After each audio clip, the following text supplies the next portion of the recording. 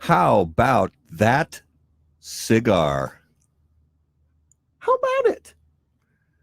It is the best night of the week. It's Tuesday.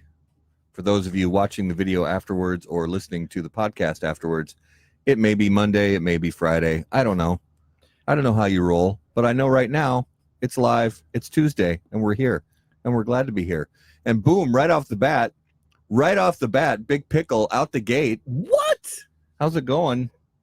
Mr. Crawford. So yeah, it's a beautiful, beautiful night here in the sheet-rockless man cave, the drywall-less man cave that everybody always gives me crap about.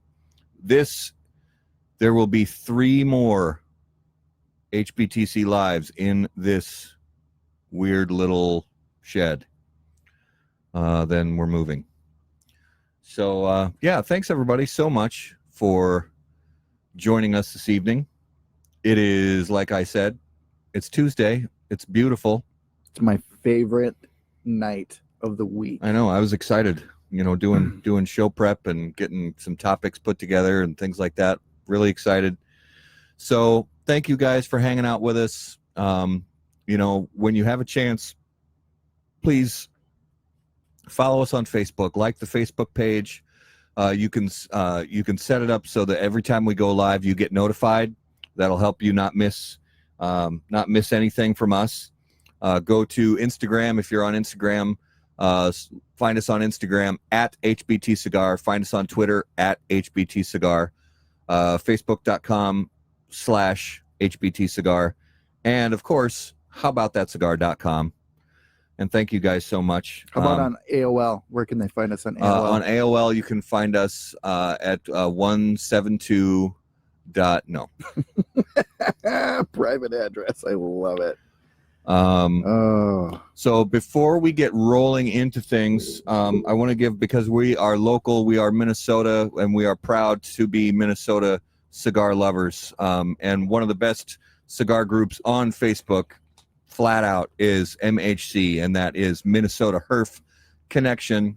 And we love MHC. We love the MHC family. We want to give a big shout out to this weekend on Saturday, June 22nd, starting at 11 a.m.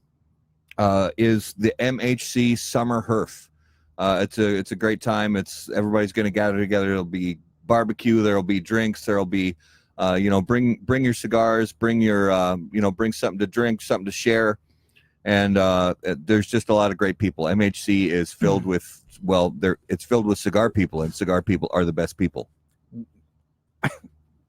I got nothing. He's got nothing. It's so true. Cigar people are the best people. And MHC stands above any other cigar group that I have ever seen. And there's some awesome groups out there, but hashtag change my mind. It's true. Change my mind. Hey, I dig it. Prove MHC. So that is Saturday, June 22nd, starting at 11 a.m. And that is at 4500 Rice Street, I believe in... I'm going to open it up right now. 4500 Rice Street, and that is in Shoreview, Minnesota. Pickle, we're trying to get people to watch the show. If we start singing, people start running. So we're going to hold off on the singing. Yeah, no singing. There will be no singing. And another shout out for Minnesota Cigars. Thursday night, June 20th, the annual event called Cigars and Baseball, starting at 4 p.m. It is at the Auto Motorplex in Minneapolis, in Medina, Minnesota. So the Auto Motorplex. You can find it on Facebook. Search for Cigars and Baseball. Find all the information about the event, how you can get yourself to the event if there are still tickets available. That gets us a little bit caught up on local Minnesota cigar culture, true cigar culture. Daniel, Big Bear, thanks for coming, brother. And that's just another indication of how awesome the cigar culture is in the Twin Cities. Yes. The fact that we've got all of these events going on, and it's just filled with awesome people and awesome times. What do you got there? This is Innis and Gunn Bourbon Barrel Porter. I don't want any Innis in my gun. You don't want any, or do you don't want any gun in your Innis? Yeah, either way. Either way. Mm-hmm. Okay. Well, hey, different strokes, Yeah. So yeah, the MHC is a great group of people. There's if you're in the Minnesota area, and even if you're not in the Minnesota area, if you come here a lot for work or whatever it is, check it out on Facebook. It may be a group that suits you. Yeah, we've got quite a few people either that are way out of the Twin Cities or way out of Minnesota. Tim Suitcamp, who always, every time there's an MHC event, he puts a comment on it that says "on my way." Yep. Even though he's usually 1,000 miles away. Yeah, and he lives in a trailer in Kentucky. In a van down by the river. Down by the river. Damn it! I got the bottle, but that came all the way back. All the way back. That was great. All right, so Happy Father's Day. Oh my gosh, it's Father's Day. Happy Father's Day Happy to all the Father's Day, dads man. out there. I'm wearing my new Minnesota Twins hat. Oh, did you get that for one of my Dad's Day? Father's Day gifts? Thank you to my lovely kids and my wonderful wife for the Minnesota Twins hat. Speaking of the Twins, I'm going to pull up the score here because they're playing the Sox again. They last night's game was a true pitcher's duel for the ages. It was a great game if you love to watch great pitching. Yep. If you like high-scoring baseball, it was not a game for you. Not your game. Bottom of the fifth, still tied up at 1.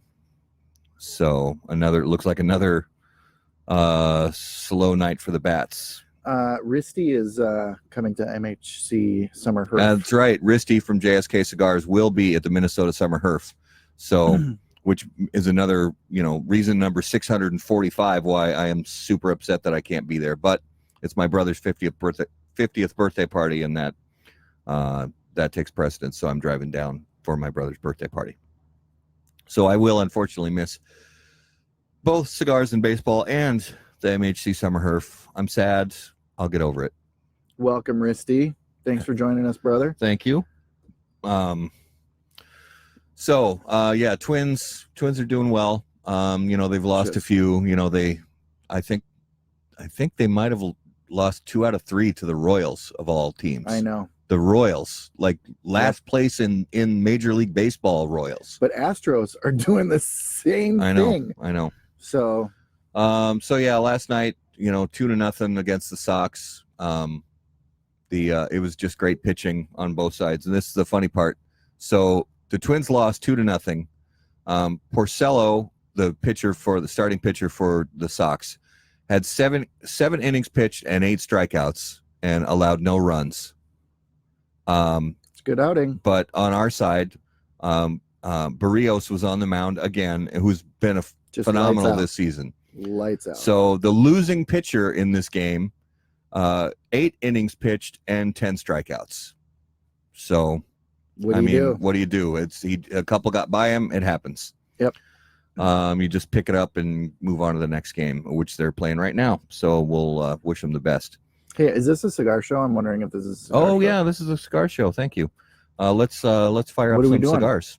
This evening, we are going to get a little bit nostalgic. Well, not nostalgic, I guess, just sort of this is a notable cigar because this is the first review that ever went up on howaboutthatcigar.com. And this is from Mombacho Cigars, located in Granada, Nicaragua. Absolutely beautiful place. If you have a chance to go to Nicaragua, go to Granada and go to Casa Favili. That's the name of the cigar. And it's also the name of their factory in Granada. It's an absolutely beautiful place with wonderful people. Claudio, who is the president of Mombacho and the master blender there, is just an absolutely wonderful guy. One of the most energetic people I've ever known in my life. And they do tours on a regular basis at the Mombacho factory. And it's just, like I said, it's a great place to visit. So if you find yourself in that area, I have this. I need that. Head down to Granada and see the Mombacho factory. So this is It's a kind of an interesting cigar because, to the best of my knowledge, it is the first cigar major market release premium hand-rolled cigar that uses broadleaf for a wrapper, and this broadleaf was grown in Nicaragua. It's not Connecticut broadleaf. It's not Pennsylvania broadleaf. It's Nicaraguan broadleaf. When I reviewed it many months ago, I smoked 2 cigars for the review, and it's just really interesting. You know, it does not taste like the Connecticut broadleaf cigars that we have all grown accustomed to. It's very different, but it's very good. I think it's unique. I think it's got some different things going on. So details about this cigar, like I said, broadleaf from Nicaragua for the wrapper. Binder and filler are Nicaraguan, and the price for this 5x50 Robusto, $10.95. Ask for it at your local tobacconist, and if they do not carry it and refuse to carry it for whatever ridiculous, stupid reason, call 911. Call 911, and then search for it on the interwebs and find it at your favorite online cigar retailer. Very interesting story that I saw online today, and this is another local story from Blaine, Minnesota. A 4-year-old boy stole, I put that in air quotes, stole his great-grandfather's SUV so he could go down to the holiday station to get some candy. 4 years old. And fortunately, nobody was hurt, including the boy behind the wheel. Took out some mailboxes. Yeah, took out some mailboxes. The little guy was named Sebastian. And he said, in one of the reports from City Pages, it was difficult for a person that small to operate a vehicle built for a grown-up. I can't. But Sebastian, all without so much as putting on a seatbelt, managed to back out of the driveway, meander in a drunk-seeming zigzag through the neighborhood, turn left onto University, and throw a major wrench into rush hour traffic. This was during rush hour. A piece of the truck's bumper ended up at a neighbor's house, and Sebastian ended up at the gas station. Nobody was hurt. Officers took the boy home and reunited him with his family, who had been scared half to death during the whole ordeal. They told a local TV station they plan on locking up the keys and keeping a closer eye on him in the future. Yeah, you can't make it up. I mean, that story's better than fiction. So fortunately, everybody's okay, but, you know, you imagine seeing a 4-year-old behind the wheel of a Chevy Suburban, you know, meandering, you know, woo, you know, if when I was 4, if I would have gotten behind the wheel of a big truck like that, I don't know what I would have done. I probably would have pedaled to the metal and just ripped it. Yeah. I wonder if that happens to Kevin Hart a lot. Because Kevin Hart is the size of a 5-year-old? He's just standing on the front seat. I gotta get the rock. Come on, Dwayne. Oh man, it's possible. And another quick sort of current event story going on is, unfortunately, somebody tried to shoot up a federal courthouse in Dallas today, but bright side is the cops took him out immediately. I don't know if he was killed. I know he was incapacitated immediately, and no one was hurt except for the potential asshole who tried to shoot up a federal courthouse. So it was Texas. It's Texas. I'm guessing they don't shoot to maim in Texas. As Ron White said, you know, about the death sentence in a lot of other states. Well, here in Texas, we've got a fast lane. You kill somebody, we kill you back. So fortunately, nobody was hurt in that ordeal. You know, another one of those situations where, honestly, if the cops wouldn't have taken him out, they're most likely, although it's federal courthouse, you can't carry. But you know, chances are that he wouldn't have gotten very far. Yeah. Unfortunately, he didn't get far, and nobody got hurt except for the asshole who tried to shoot a place up. That's a funny thing to think about, too. You know about how strong the Second Amendment is in Texas. I bet a good portion of the people walking into that federal courthouse seeing that no guns allowed sign just rubs them the wrong way. Oh yeah. You know? Well, and you know as well as I do that it's probably frequent that people see that sign. They see that sign that says guns are banned in these premises. It happens every day where people are like, well, screw you, I'm carrying my gun anyway. Because in the state of Minnesota, that's not a legal posting. A lot of states are that way. Yeah. A lot of states, it's that's not state law. Right. So if you see a sign that says guns are banned in these premises, it means that that's the request of the owners of the building. Mm-hmm. So I'm not really going to get into that whole political part of that, but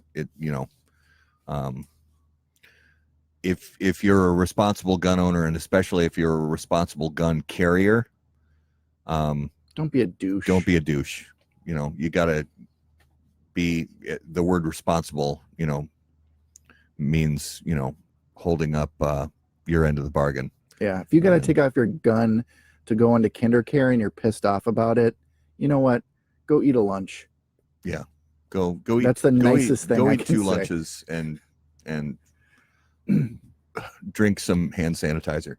Yes. Oh.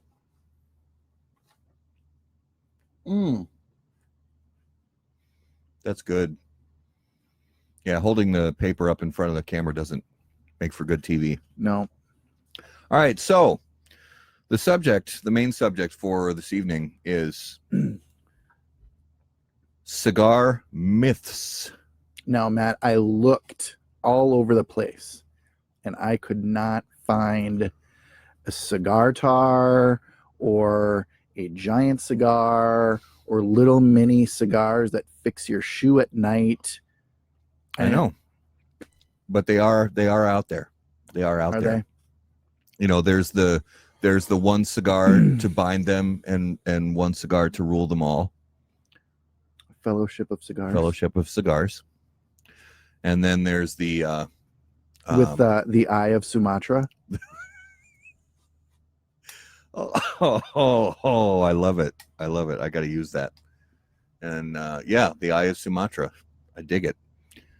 So cigar myths.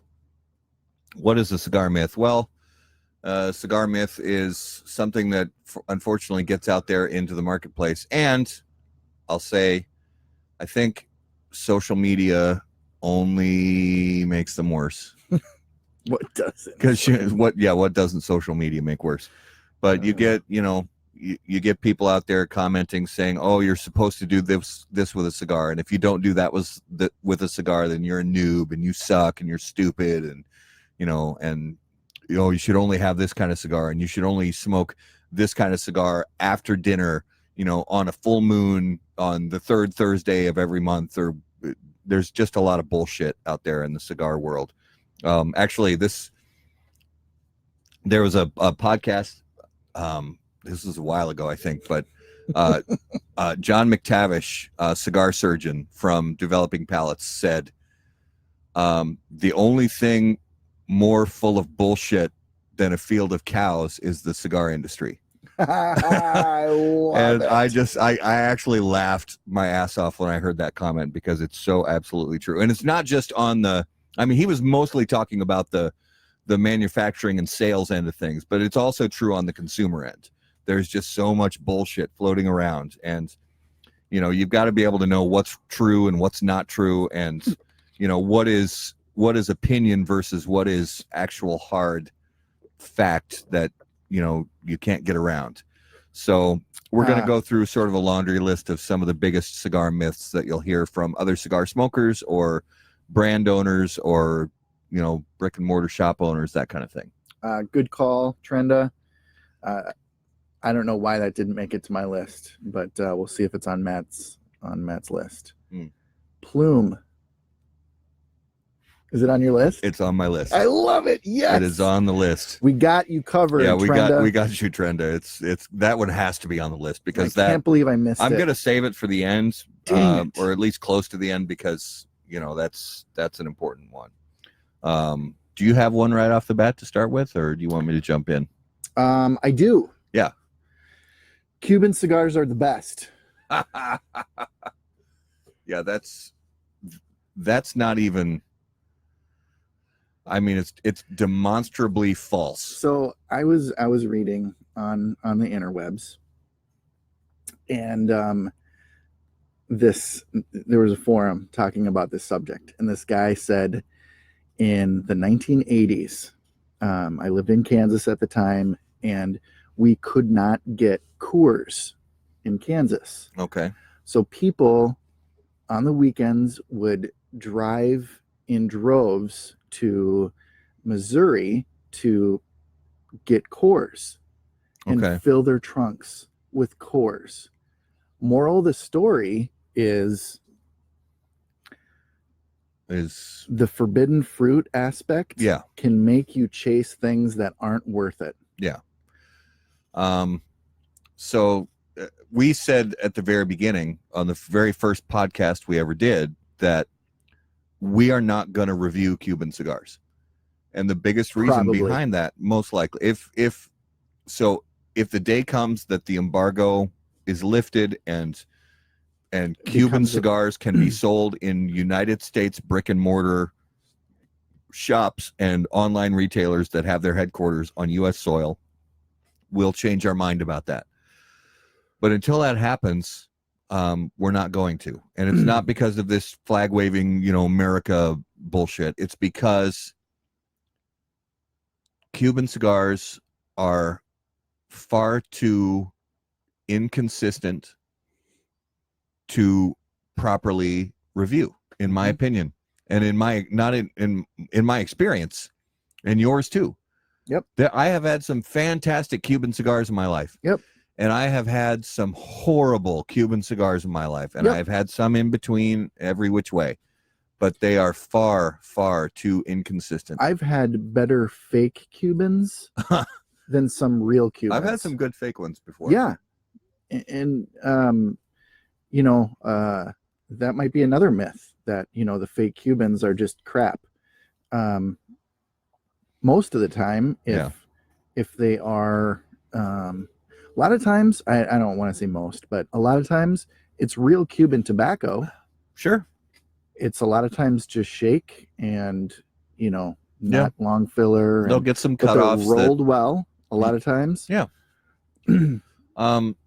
So look, Cuban cigars, there are some great Cuban cigars. But the thing with Cuban cigars is it's not that one brand is better than the other. It's that honestly, it's a roll of the dice as far as which day quality control was good. Mm-hmm. Because you not only have box codes for different months of the year, you have box codes for different factories. So you don't know if, was quality control on point during April of 2017 in the Partagas factory. I don't know. It's just there's too many variables. The fact is, Cuban cigars, the vast majority of Cuban cigars, at least and this is another long discussion, the genuine Cuban cigars that come out of the actual Habanos SA factories that are made with all Cuban tobacco have a very distinctive aroma and taste. Mm-hmm. But there's too many inconsistencies across the board for us to put time into, and this is consumer focused cigar info and entertainment, and the vast majority of consumers, we want you to get the best cigar experience, and in my experience that comes with getting cigars from Nicaragua, Dominican Republic, Honduras, and that's what we're going to focus on. Absolutely. And I'd be interested for you guys that are watching, leave where a Cuban, so in my top 10 list that I'll always keeps changing, but I want to say a Cuban cigar is my number 5. So it doesn't hit my top 4. So yeah, and it really depends. I mean, yeah, we won't get into specific brands or facings of Cuban cigars, but there are some that I do buy on a regular basis and keep on hand on a regular basis. Mm-hmm. But it's like I said a minute ago, it's a roll of the dice whether I'm going to get a good one or bad one out of the box. Mm-hmm. So I just don't want to put my time into that. So a big one for me, the cigar myth that unfortunately I hear all the time is a dark wrapper on the cigar equals a strong and or full-bodied cigar. That is nonsense. In the purest form, nonsense. The wrapper leaf could mean anything. It a dark wrapper leaf means that it was most likely sun grown and it was fermented longer to get a deeper, richer color. Typically, for me and for a lot of cigar smokers that I know, the darker the wrapper actually adds more sweetness. Sweet. Yeah. So if you've got a Mexican San Andreas wrapper that's, let's say instead of, grade, I don't know if they grade Mexican San Andreas the same way they grade broadleaf, but let's say it's number one dark, or whatever they call it, grade A dark. And then you've got the more medium shades, the chestnut brown kind of colors. Those are going to be, they'll have maybe a little bit more spice and that earthiness, but then the darker it gets, I get less. It's like the dial switches. The earthiness goes down, and the sweetness goes up. Yep. And that's why I dig San Andreas wrappers, especially the dark ones. I tend to really dig the darker San Andreas wrappers. And don't confuse spiciness for strength either. Yeah. Because that San Andreas is going to give you spice, but it will give you sweetness just as much. Yeah, that's a great point. And it's just the wrapper, people. I mean, look at this cigar that we're smoking right now, this Casa Favili Robusto. It's all wrapper, right? It's all wrapper, except for the fact that it's not. I mean, oh, that's right. There's a middle part. There's a binder. There's lots of different filler leaves. And I wish we could show you this cross section in good definition because it's beautiful. Yeah, when Garrett first cut the head of the cigar, it was just that beautiful spiral that you get when you can tell it was really bunched with care. And there's different, different shades of the tobacco, and it makes a really cool pattern. Yeah, so dark wrapper does not equal strong or even full-bodied. You can have, actually, one of the strongest cigars I've ever had, and I say this all the time, but I don't really usually get strength from cigars. But one cigar that I remember because it surprised me so much that that really gave me sort of the meat sweats was the Bellas Artes from AJ Fernandez. It's not a dark wrapper at all. I mean, it's like a medium brown kind of that cigar gave me the spins, and I don't get the spins when I smoke cigars. Maybe I got one that was, I think I only smoked that one, and maybe I got one that was, somebody just, decided to put a fistful of Lajero into. I don't know, but you said fist. I did say fist, but that cigar gave me the spins. So, yeah, don't go thinking that dark equals strong. And if we'll say this a lot, if you're in a tobacco shop, a cigar shop, and the person who owns the place or the person working there helping you out says basically every dark wrapper cigar, oh, you don't want that when it's strong, oh, you don't want that when it's strong. Well, maybe it is, maybe it isn't. You gotta do research and learn about the brands. And that's a great segue to my next myth. Do it. What is a strong cigar? I like where your head's at. Break that down for us. So when we talk about strength or a strong cigar, it can mean one of two things for people. Either it has a lot of bold flavors, or it contains a lot of nicotine, and therefore it is strong in nicotine. Yeah. And you're likely to get meat sweats. Yeah. They are not synonymous with each other at all. Absolutely true. Yeah, that's it in a nutshell. I'm pulling up. So I started writing. I have a little kernel of an article that I'm writing about this very thing. Nice. And I'll just share this on the broadcast now, so that we can all get sort of a little taste of it. While you're looking for that, Trenda says Drew Estate is the best cigars. Myth or fact? Myth or fact? Well, that's actually a whole other show talking about specific brands. So we won't go into talking about specific brands. So I wrote, and this was actually we were on Facebook having a discussion with some people, Steve Saka and I don't remember who else, but some other people were in on this discussion that I think Steve actually started. And I wrote, for me, strength, and I put it in quotes, refers to the sensation brought on by higher residual nicotine, because nicotine dissipates out of the tobacco leaf as it's fermented. More and more of that tobacco dissipates from the leaf as it's fermented properly. That feeling in the lower throat, upper chest, that can sometimes make me feel like I need some sugar or food. An almost nauseated or woozy feeling, but not quite harshness, is usually the term I use for ammonia or other residual elements left in the leaf from under fermentation or rushed processing. Boldness is typically about pepper or spiciness for me. Richness is a term that I use for heavy yet refined textures like cream or chocolate. Those are just the terms that work for me. So that's the, I think though that just kind of, that's this quick little encapsulation of the difference between strength and body and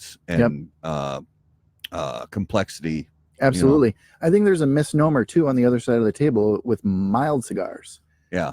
When we talk about mild cigars, it can be the polar opposite of what people are thinking as a light or a mellow flavor, or light, mellow in its nicotine content and strength. Yeah. So when I talk about a cigar strength, I'm talking about the nicotine content. How strong is that cigar? Do I need to eat a steak and a bunch of stuff before I have that cigar?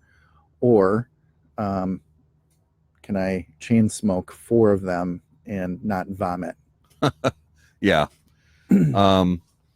So, just do some research. There's some stuff, on HBTC that you can learn about that. There's a lot of good info out there in other places, but don't just automatically take it as gospel if you hear something from your local tobacconist, because it may not be right. I'm not saying tobacconists are bad. I'm just saying sometimes they're wrong. So, they're just trying to sell some cigars. I'm just trying to sell some cigars, man. All right, what you got next? Little drinky. Okay, this one's a good one. Women cigar smokers, female cigar smokers, only like fruity infused flavored cigars, cigars, or mild, like we just talked about, super mild Connecticut cigars.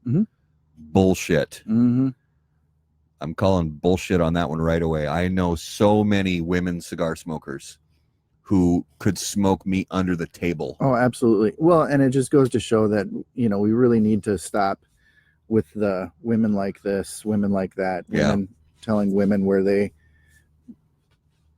they like or what they don't like. They'll let you know. And if you try and let them know what they like, please invite me over before you do that so I can tape it. And this is something we can expand on this in another show, but I got to bring it up right now. This is something for the brick and mortar shops, for the guys who work in the brick and mortar shops, the guys who own the brick and mortar shops. When you have a customer come in and they walk into your humidor and they start looking around at cigars, what is the question almost inevitably that they ask the customer when they walk in? What is typically what I consider to be the wrong question, but almost every single time, this is what they ask the customer. Wow. I'm kind of drawing a blank here. They ask the customer, what do you like to smoke? Oh.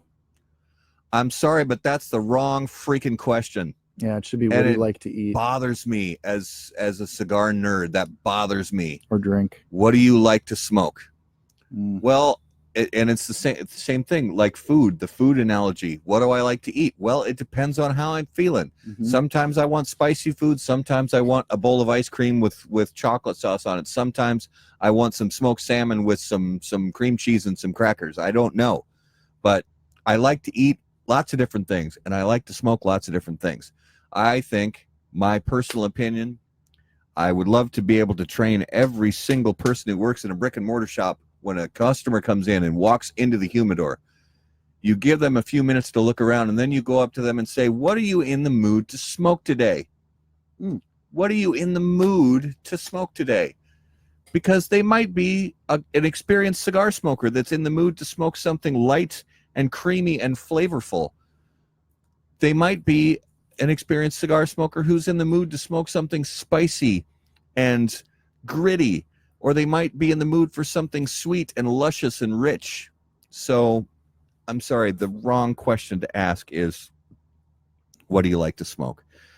And that, honestly, that even applies to new cigar smokers. If you've got a newbie in your walk-in humidor at your shop, they don't know what they like to smoke because they're new. So, cut into the conversation a little bit. Hey, or, how long have you been smoking cigars? But don't start right out with, what do you like to smoke? Because that's just a lazy, I'm sorry, that's a lazy question. How about, be better. How about, do you smoke like a woman? Do you smoke like a woman? Or when a woman walks into your humidor, you immediately point them to the acids or the CAO flavors or the whatever. Havana honeys. It's just lazy. Just, try a little harder, because the fact is you'll build a better relationship with your customers in the future if you do that. And this is cigars are a beautiful thing. And if you are as passionate about this culture and enjoying a good premium cigar, you should share that excitement, that joy with other people. So, yeah, that's what you should be giving to people that come into your shop. Yeah. So the next one I have is actually related to what we just talked about. And you hear people, especially people who are really experienced cigar smokers. This is really kind of not a topic for the noobs, because typically noobs don't smoke lots of cigars in one day. But if you're having one of those days where it's a Saturday or a Sunday, you don't have anything cooking, which, hey, congrats. Honestly, if you've got a Saturday or a Sunday where there's nothing going on, God bless you. I enjoy every second of it. And if you can have one of those days where you fire up like 8-10 cigars in a day, do it. Right. Do it. I say do it. But there's this theory I've heard over many years that I've always disagreed with, and I always just sort of say, I don't really say anything. Well, I'm done not saying anything. So many people say you start with the mildest cigar first, and then you take your cigars and you put them in this order where you go to the mild, start with mild, and then you ramp up a little bit, and your very strongest cigar is at the very end. That is backwards. Why? It's backwards. When you sit down and eat a meal, how do you eat especially a long, drawn-out meal?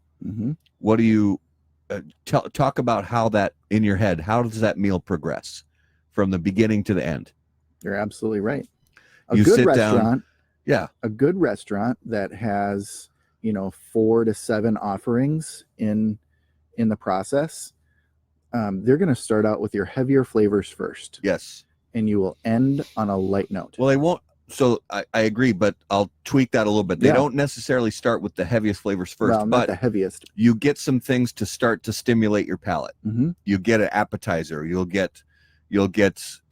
start out with a cocktail to get your taste buds, get your juices flowing, and get your taste buds working.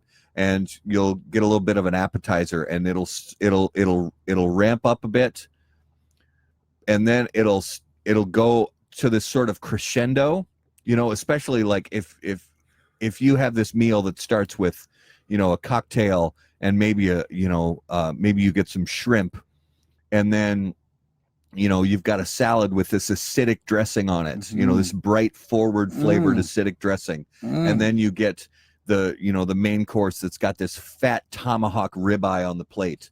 with I know, right? I hate your face right now and so much. You've got this big fat ribeye, that's and a baked potato and asparagus, and it's this crescendo of these absolutely super hearty, rich flavors, and then you finish it off, and you just sort of you bring it down to this dessert place, creme brulee, or sorbet or something like that, where you just sort of bring it to, and in my mind, if you're gonna have one of those cigar days where you just it's like a cigar spa day. This is a me day, and I'm just gonna sit on my ass, and I'm gonna watch Netflix, and I'm gonna smoke 10 cigars today, and I'm gonna have some waters, and I'm gonna have some beers, and I'm gonna have some Diet Cokes or whatever the hell it is you're gonna drink along with it. The cigar diet, that cigar meal, should follow the same arc that an actual meal follows. And I've experimented with that, and it works. I have too. It works. I couldn't agree more. And we haven't talked about this. No, we haven't. And I am so glad you brought that up, because it is 100% true.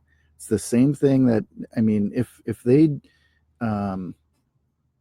for hundreds of years, they've been playing with flavors in the kitchen, and all of these chefs follow this pattern. Obviously, they know something. The science is there to back it up. Yeah. We need some flavor to kickstart our palates, and smooth it out near the end. Yeah, totally. And so, damn it, my Soup wife Camp's here. My wife and I been married a long time, and she came from a family where they hardly really ever had dessert. And honestly, when I was growing up, we didn't have dessert a lot, but there would always be something, even if it was just a little piece of chocolate or whatever it was.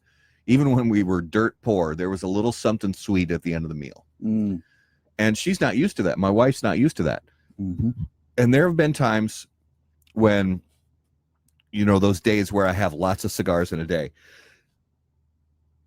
And when you follow that pattern of finishing off with the strongest cigar in the lineup, when you're done, for me, it always feels unfinished. It always feels like it's not ending on the right note. It's like an unresolved chord. It is. It's unresolved chord. It's like if you sit down at that beautiful restaurant and you have a cocktail to start, and you have a nice shrimp cocktail or a salad, and then you get into, a little bit of soup, and then you ramp it up into the grilled asparagus and the twice baked potato and the tomahawk ribeye, and then you're done. You'd be pissed. You're like, bring me a piece of cheesecake, man. Bring me some creme brulee. Bring me a piece of apple pie. Bring me something. Yep. But I'm not done. Even bring me a cup of Cuban coffee or espresso. Which with a crap load of sugar in it. Yep. That's milk, and because that finishes it off. It's that note that brings everything to a close. And so if you're gonna have one of those cigar days, do follow that meal plan. Where you ramp. What do you need? I don't know what that means. It's the Cigar International sign language for cutter. Oh, cutter. Is it plugging on you? No, I got a little tear here, and so I'm. Yeah, I'm packing and moving, and my stuff is kind of discombobulated, so I just have some extra cutters laying around that aren't necessarily the best quality cutters. So yeah, I may seem passionate about this stuff, but it's important. So next, cellophane. And there was actually one of the members of MHC brought it up today on MHC, left a question asking about cellophane, and I think the question's great to ask. What I get upset about is when people chime in and say it's this way or you're stupid, and it's just so ridiculous when it comes to cellophane on cigars. It's just to come forward and say you have to do it this way or you're a moron. Just get the hell out of here with that. It's dumb. Nobody's got time for that. Ain't nobody. Cellophane fine, leave it on, take it off. I don't care. Cut the foot. It does. Yeah, leave the Whatever. cello on, just cut it off where the foot is. I don't care. Yep. It doesn't matter. The fact is, and even the bigwigs at Cigar Aficionado have done tests because they've been around so long and they've been smoking cigars so long. You have to age cigars at least 10 to 15, 20 years before they'll have two identical boxes of cigars. They'll take the cello off of one and they'll leave the cello on the other, and they'll age them for 20 years. And then you can tell, okay, there's a difference because the ones with the cello on for 20 years maintained a little more of that strength. Mm-hmm. But the fact is, if you're smoking your cigars on a regular basis, don't worry about it. Leave the cello on, because the fact is, it protects them. If you're going to send cigars to a friend, a cigar bomb, as we like to call it, if you're going to send cigars to a friend, leave the cello on, because it's going to protect them when you send them in the mail. If you're going to take cigars in your travel humidor to go to, a local herf or whatever it is, leave the cello on, because it protects them when they're in there. They're not going to, when they get bounced around, the cello is going to keep them from getting cracked, or at least help prevent it. So, but otherwise, if you hear somebody chime in with a comment saying, it's got to be this way or whatever, just ignore them, because it's moronic. This is another one. If the ash, this is a big myth. If the ash is messy or flaky or flowery, that means it's a poorly made cigar. Bullshit. Nonsense. That's so ridiculous. It could be, who knows? Could be 1,000 different factors that cause an ash to flower or flake or weaken. It's nonsense. Don't get caught up in that BS. Trenda, that's exactly what we're saying. What's that? You want to end your cigar evening on an acid.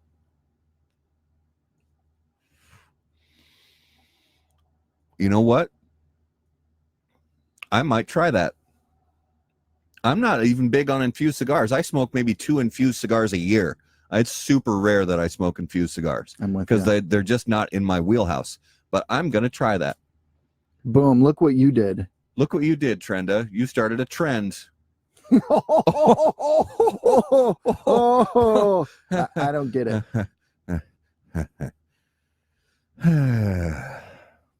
I'm going to try it. But I'll try it with you. I'm going to have to go and buy. I might do a Java. I'm going to have to go and buy some, because I don't have any. How about a coffee and a Java at the end? Yeah, I'll do that. We'll get some tobacco specials or something. Yep. We'll go to Big Apple and buy some. Awesome. All right. Next.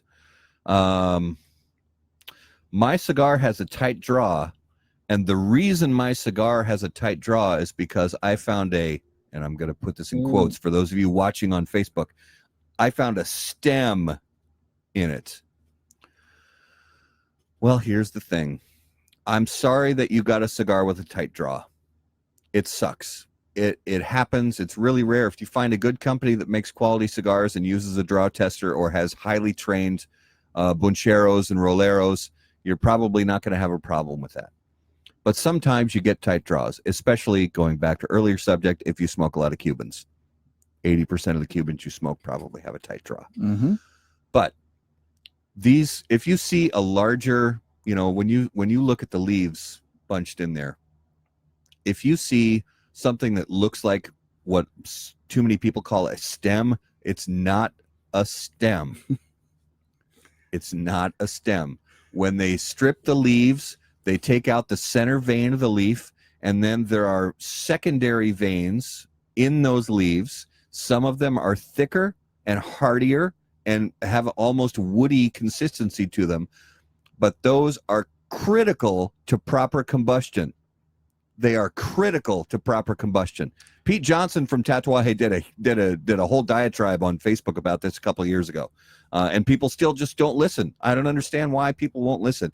That if you have a tight draw on a cigar, 9 times out of 10, the reason the draw is tight is because they bunched it too tightly. When the bunchero puts together that cigar and he grabs a leaf and a half of Ligero from this and a Viso here and a Seco there, and he rolls that cigar, the way, whether depending on how they arrange those leaves, different factories do it different ways. But if they mash it down too much and there's no air spaces between those folds, that's what causes a tight draw. Or a twist. Yeah, which happens. Yep. Which I actually ended up doing once and learned the hard way that if you roll one direction with, like wringing out a washcloth. But it's not, there are no stems in your cigars. There are secondary veins from the leaf that are hardier and thicker, but they have to be there for combustion so that because what you want, there's filler and there's binder and there's a wrapper, and you don't want the filler to burn faster than everything else because then you get tunneling. You don't want the wrapper to burn faster than everything else because then you'll get a canoe or whatever else, and you want combustion to happen at the right rate so that everything burns evenly and together. And you have to have some of those larger sections of the leaf, including those secondary veins, that give you that proper combustion. And the fact is, there's a lot of oil in those secondary veins. And I remember many years ago watching, there was a guy that did reviews, maybe does reviews, and he would dissect cigars. And I remember one time him opening up a Padron, nice Padron 26, and saying, "Oh my gosh, look at this huge stem in here." He called it a stem? He did. Oh. And he said, "I am so disappointed in Padron." And that was it for me.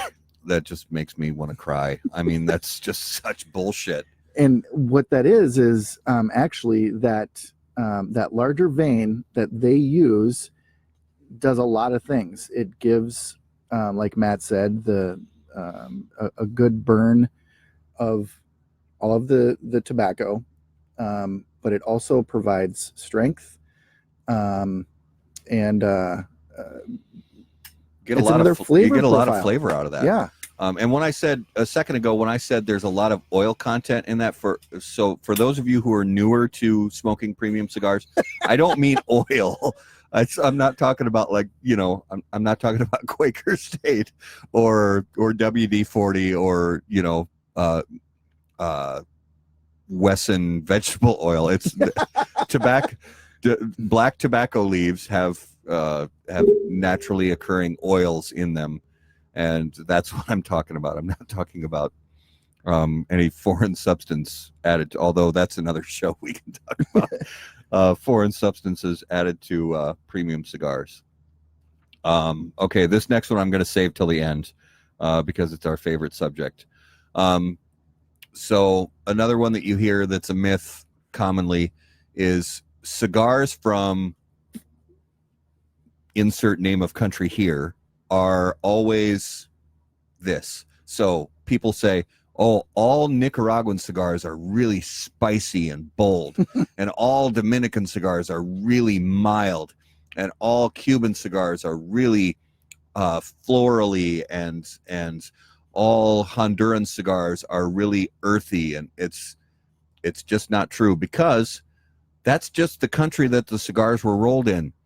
The fact is, it's a blend of different tobaccos and yeah, there are puros that are made from tobaccos from that one country, but they're different primings, different parts of the plant, leaves that some were cured in a different way, some were fermented for 6 months, some were fermented for 6 years. I don't know, but and you're going to have blends put together. It's got a little Peruvian tobacco, it's got a little Dominican tobacco, it's got a little bit of Nicaraguan, it's got some Mexican, it's got some Jamaican, whatever it is. So that's a misnomer. That's just the country where the cigars were made. So don't if you see handmade on the box and you're in the brick and mortar shop and you walk into the humidor, you see this box handmade in Nicaragua, and don't think to yourself, oh, that's a spicy cigar. Ask the tobacconist about it. Get more information about it. If the tobacconist doesn't know, pull it up on your phone. It's so quick now. You just pull it up on your phone, type in the name of the cigar, and you can learn about the binder, wrapper, filler, and learn about You know, that, and you can probably even find reviews, most likely even on howaboutthatcigar.com. Shameless plug. So yeah, the origin, the country of origin doesn't necessarily mean anything aside from the country of origin. That's really it. It's like saying everybody named Matt is an asshole. Well, that, you know, it's a weird, funny story. That actually is true. Is it? It is. Okay. Totally true. Totally true. All right, I've got one. Guilty. Yeah, go ahead. Cuban seed. Oh. So we could probably do an entire show on this subject, and any of these, and for that probably matter. will. But Cuban seed, what? Well, Cuban seed, that must mean it's a Cuban cigar, right? Yeah, absolutely, It's a Cuban cigar. Or sometimes Habano seed or Habana seed. And let's be honest, majority of the tobacco that comes out in the industry at some point originated or was crossed with Cuban tobacco. Yeah. Yeah, it's this is one of the subjects that, for whatever reason, because I'm a huge nerd, I long to learn more about. So I learn as much as I can. I've gotten, fortunately, some really good literature lately that I've been digesting as much as I can in between packing and moving and all that stuff, and baseball practice and guitar practice. But yeah, don't take certain terms to heart too directly, because they really, like, you know, going back to John McTavish's comment, the only thing, you know, that more filled with bullshit than a field of cows is the cigar industry. So take those terms with a little bit of grace. Grain of salt. Yeah. This next point ties into what we talked about last week, and that is the myth that expensive cigars are always better than cheap cigars. That is just not true. I remember my first box of super premium cigars was a Stradivarius. Oh my gosh.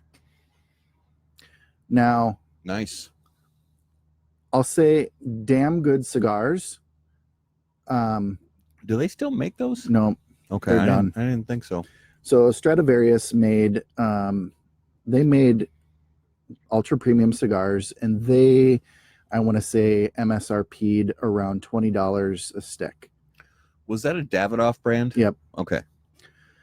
Well, it was a Davidoff collab. Okay. I don't remember who was the blender or where it was rolled or any of that, okay. but it came in the box is gorgeous.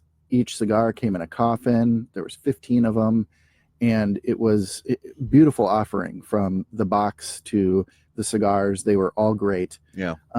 After sitting on them for, a few years, I wouldn't call them $20 cigars. Okay. I really wouldn't. They were good. They were great. Yeah. But I would take an Añejo. I would take a T52.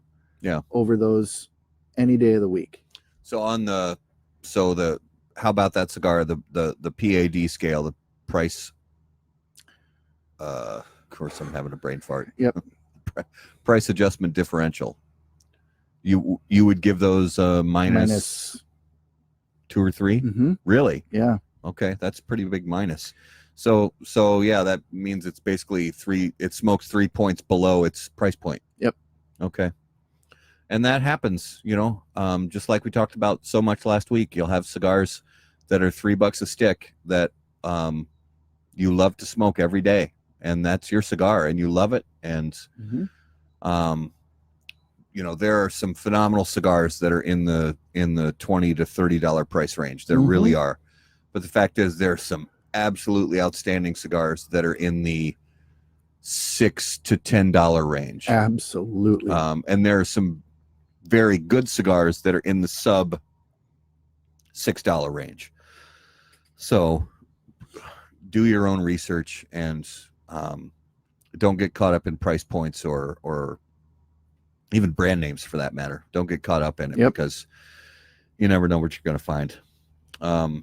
And the last point, and this is, I had to save this to the end because it's this never-ending river of overflowing bullshit in the world of premium cigars. Every Facebook group, every forum, every discussion group, every group of guys at the cigar shop, and the subject is this mythical creature, this J.R.R. Tolkien god of whatever, called plume. Oh, my cigar's got, look at this plume on my cigar. It's so beautiful. I can't wait to smoke this cigar that's got plume all over it. Well, I hate to burst your bubble.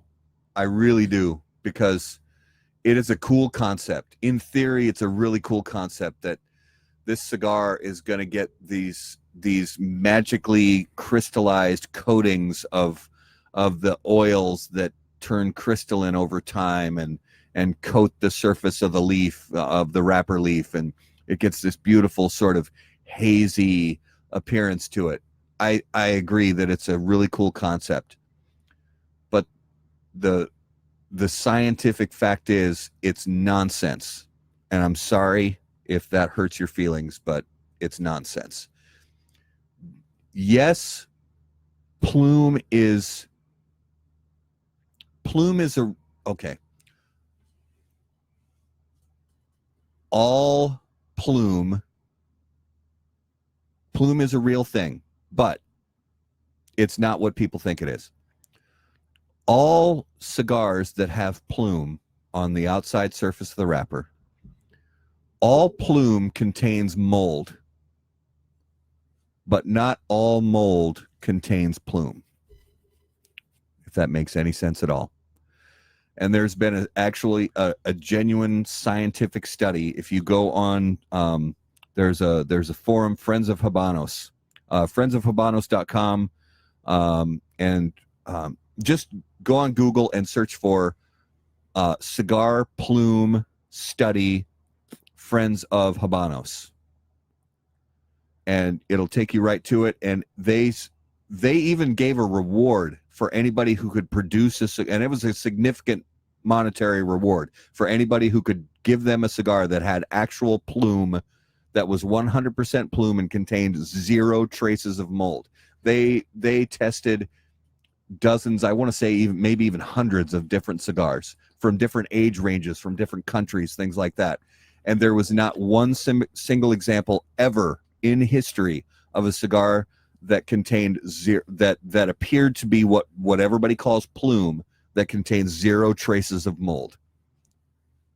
So if you see a cigar that, and especially if you're shopping for cigars, if you're at a brick and mortar shop and there's something fuzzy growing on the outside of the cigar, and the tobacconist, and I use that term loosely, calls it plume, leave that shop immediately, because they are full of shit. Leave that shop immediately and do not give them your money.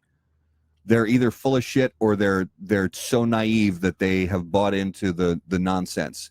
It is ridiculous. And so, like I said, all plume contains mold, but not all mold contains plume. So it is possible to have a cigar that will have on the surface of the wrapper, and you'll only see it on the surface of the wrapper. If you ever see anything on the foot, no bueno. No bueno. But if you see any hazy sort of grayish, whitish, evenly colored stuff on the outside of the wrapper, there is a chance, depending on the age of that cigar and how long it was stored, that there is some of that is plume. And plume is, like we talked about a minute ago, the natural oils that occur in that leaf. They will, over time, they will move their way to the surface, and they just sort of crystallize. They get a little bit old and they crystallize. But the fact is that will always come with traces of mold. I'm not saying that's a bad thing. And I've smoked cigars with mold on them before. You wipe it off. If it's a grand, glorious, aged Cuban or something like that, if you've got a 30, 40-year-old cigar and it's been stored properly, wipe that shit off and smoke it. It'll be bomb.com. It'll probably be great. But don't let anybody tell you that it's not mold or that there is no mold on that cigar. It's okay. It's not a tragedy, but just let's be honest with ourselves about what it actually is. That there is mold on that cigar. But if you, like I said, if you go into a shop and they say, "Oh, that's plume," FO, get out of there and find a shop, because there are some shops. There's a shop locally, and I'm not even gonna mention their name. There is a shop locally that it was so bad in their walk-in humidor. There was mold. So not only was there mold growing on the outside wrapper of the cigars, not only was there mold growing on the feet of the cigars, there was mold on the outside of cellophane. There was mold on the boxes. There was mold on the shelves of this shop. It was an absolute wasteland and filled with glorious, beautiful Padrones and Camachos and JREs and just wonderful cigars in this place that were littered with mold and absolutely destroyed. And sadly, the leadership thought that was plume. Yeah. And the fact is, they may have actually thought that was true. I'm not saying in every case somebody's trying to pull the wool over your eyes or trying to pull a fast one just to make a quick buck. They may just genuinely be naive and not know better.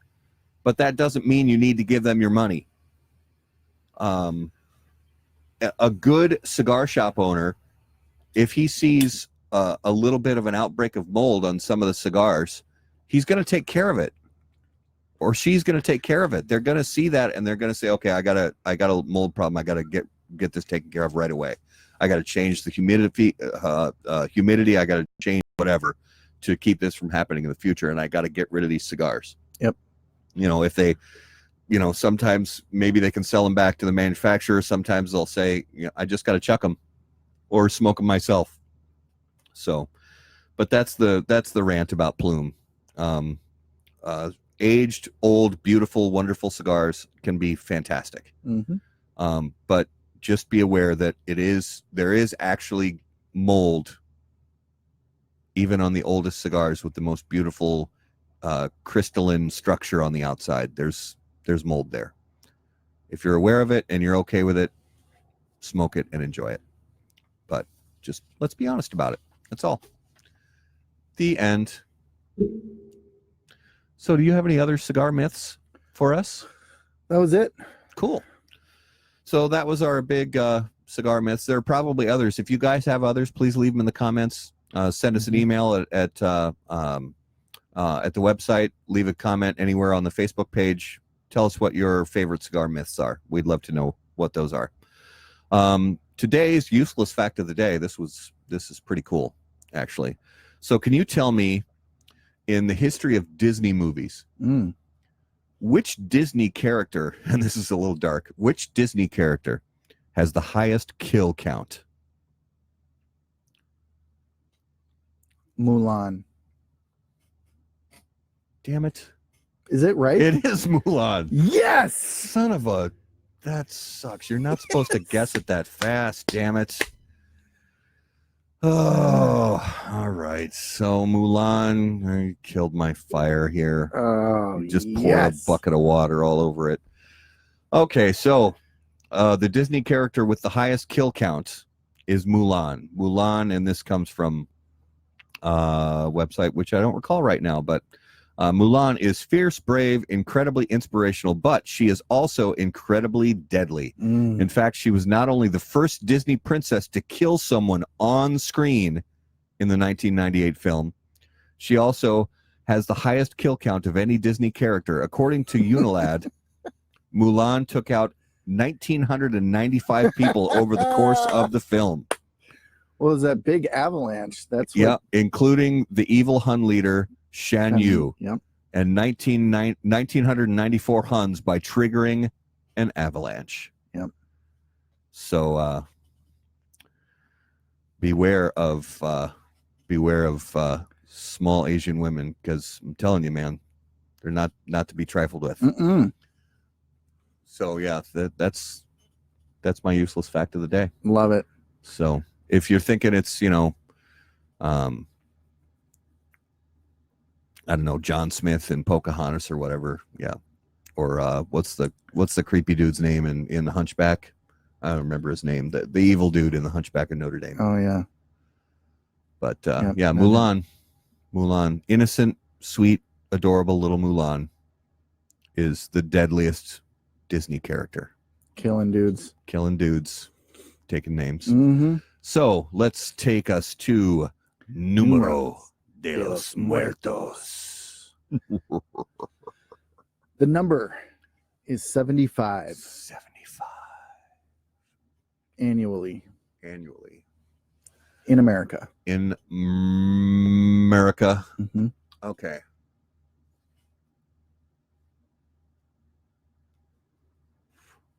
Play 20 questions. Is it Mulan? It is not Mulan. It's so 75 people in America aren't killed by Mulan every year. Nope.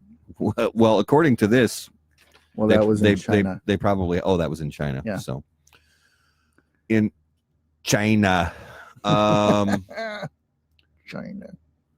In America, 75 people every year die from this. Mm-hmm. I'll start the way I usually start. Adults or kids, or both? Both. Natural causes? Mm-mm. Accidents? Mm-hmm. Vehicles? Mm-mm. In the home? In the home? Some of them are vehicles. Some are vehicles. In the home? Mm-mm. Not in the home. Illegal activity? Nope.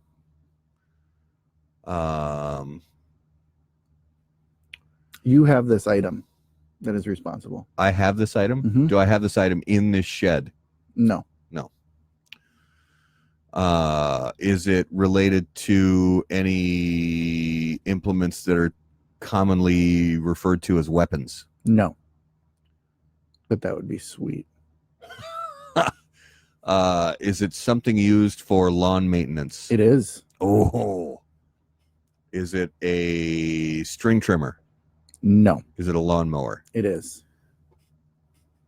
Well, it's 75 people a year are killed from lawnmowers? Yes. Whoa! All right, people, be careful with your lawn. Be careful when you cut your grass. Don't get Seriously, crazy. it's a jungle out there.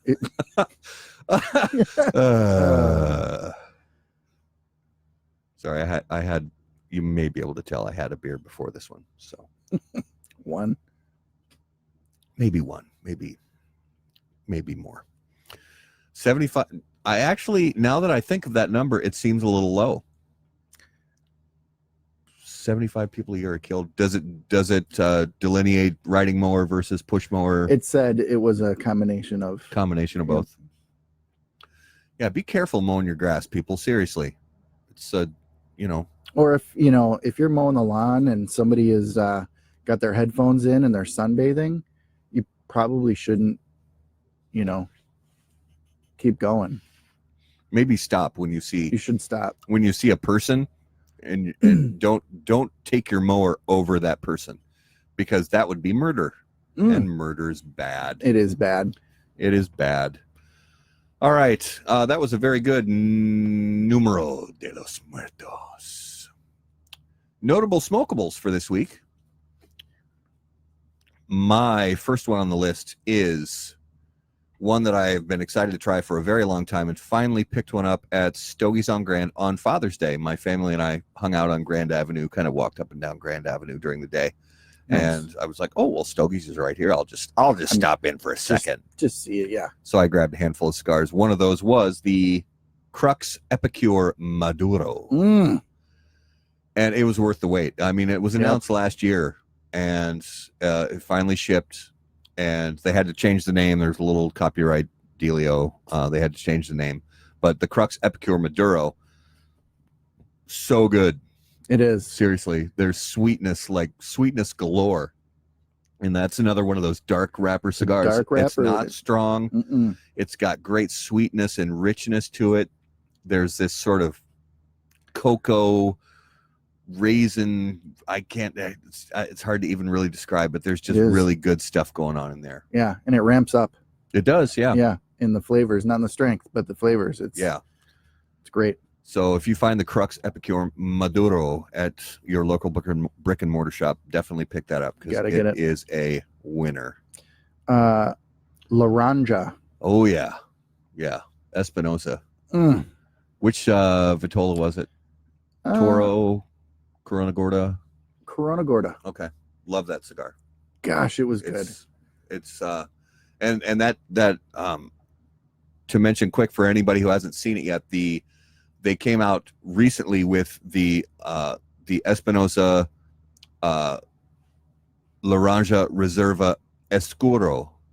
Ooh. So basically a Maduro version of the Laranja, obviously a different blend, but sort of in that wheelhouse. It's got a Brazilian Matafina wrapper on it, which has that kind of saltiness to it. And it does, and it's probably just my brain playing tricks on me, but there is a review of that cigar now on howaboutthatcigar.com. So search for it on the website. It's a great cigar. That Maduro version, Hector and Eric and the guys at Espinosa hit another home run with that cigar. It is, it's like a sweet and salty balance to that cigar, and it's got earthiness, and there's just a lot of complex things going on in that cigar. I was very happy with it. So if you find that cigar at your local brick and mortar, pick up a handful of those. It's definitely a good cigar. Do you have others? I have the Opus Corona. Mm-hmm. That was my Father's Day nice nightcap cigar. Nice. Yeah. Was that just a newer one you picked up? Yep. Okay. Oh, smoking. I burnt my finger. Burnt my finger on that one. Those are good. Fresh, they're good. Aged, they're outrageous. Mm-hmm. So definitely Opus. I mean, it's an Opus, so very good cigar. I smoked one that surprised me, and unfortunately it surprised me for a bad reason. And I'm just going to call it like it is. Weeks ago, when I was at Big Apple Cigar, I picked up a handful, and one of them happened to be the La Aurora 1903 Cameroon. And Saturday, I was burning some old lumber to get rid of it, and sitting on the deck far from the fire just to, make sure it didn't get out of control. I was like, well, I'll grab a cigar. I'm going to sit down. And it was just not good. The draw was really, really tight. It was harsh. Now I'm going to give full disclosure. It was a very humid day. It's Minnesota. It's possible that as soon as I took it out of the humidor and walked outside, it just blew, Yeah. It never cracked or anything like that, but it never drew properly. There was I didn't get that Cameroon pop that I expect from a Cameroon wrap cigar. It just never really landed. Unfortunately, it's the first time I've had the cigar. Chances are maybe I had a bad one. It happens. So I'll buy a couple more and try it again. And the last one for me was over at Joe Guzman's house. Oh yeah. Joe always pulls out the cigars that are have a little bit of age on them. And Joe is a huge fan of old My Father cigars and old Don Pepin cigars. And he pulls out a cigar that's not even made anymore, the La Reloba Sumatra. Which I'm pretty sure they stopped making in 2012. And it almost dripped with oil. The wrapper was so oily, and it had that Sumatra flavor to it, but it was deepened. It was like this deeper version of a Sumatra flavor profile. And you like it deep. Oh, anybody who knows me knows I like it deep. Yep. Super creepy. Yeah, it was great. It was outstanding, and we just hung out. Me and Joe and Chelsea, his wife, and they grilled some meat, and we just hung out and talked and had a great time. Meat and cigars. Beautiful. Yeah. Gosh. It was just great. And so that if you're able to find them, like I said, they stopped making them a long time ago. If you're able to find some of the La Reloba Sumatra, it's the yellow, got the yellow color on the band. Definitely pick them up, buy them immediately, and smoke them because they're outstanding, especially now with 5, 6, 7 years of age on them. Can't imagine. Very, very But good. that was cigar. great. So that is it for Notable Smokables. Yep. So that is also the conclusion of How About That Cigar Live for June 18th, 2019. Please like and share this video. Absolutely. And if you are listening on the podcast channels, Yep. Subscribe to the podcast, rate the podcast, share it with your friends. Let everybody know what we have going on here at HowAboutThatCigar.com. There's been a lot of news coming up because IPCPR is coming soon. Mhm. So press releases galore. I'm doing the best I can to keep up with them. Thank you so much to the manufacturers and brand people that have sent me press releases. I'm doing the best I can to keep up with them. There are some more reviews in the works, although right now, with everything going on, I'm trying to give press releases more of a front row seat so we give everybody an idea of what's coming out in the market soon and is going to release and be announced at IPCPR. So I want to make everybody aware of that. So for a little while, maybe reviews aren't going to come as often as they were. So, you know, it's part of what we're doing right now. Yep. So like, share, subscribe, share. That's the biggest thing. Let everybody know what's going on here at HowAboutThatCigar.com and on the podcast and on the Facebook Live show. If you have any questions, let us know on the website. Shoot us a note on Facebook. Leave comments here on this video. And until then, we will see you next time. And as always, burn cigars, not bridges. Take care, guys.